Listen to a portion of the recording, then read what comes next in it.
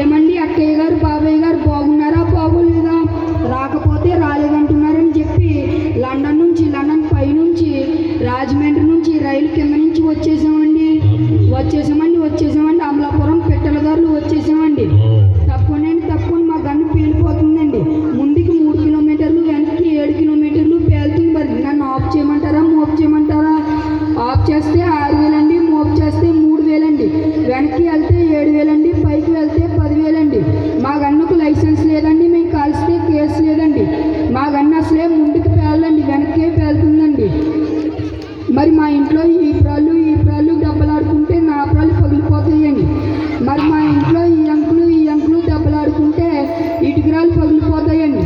మరి మా ఇంట్లో మొగుడు పిల్లలు దెబ్బలాడుకుంటే వానొచ్చి వరదలో జనమంతా కొట్టుకుపోతుంటే మీరిచ్చే 100-200లతో పడవలు చేయించి ఒడ్డుకి తీసుకొస్తామండి.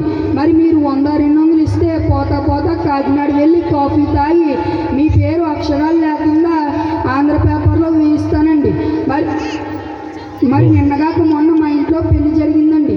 ఆ పెళ్ళిలో ఏం పెట్టామంటే వంకాయ తింటే ఉండిపోతున్నారండి, బీరకాయ తింటే బిగుసుకుపోతున్నారండి, చిక్కుడుకాయ తింటే చిక్కుకుపోతున్నారండి, గోంగూర తింటే గోక్కుంటున్నారండి, మటన్ తింటే మాయమైపోతున్నారండి, పొట్లకాయ తింటే పొట్టు వచ్చేస్తుందని చెప్పేసి లడాయి సారు బడాయి పప్పు యోండ్ర కిరసనాయలు పెట్టి పెడితే ఇద్దరు బాగానే ఉన్నారు, కానీ 3 మాత్రం మంచం ఎక్కారండి.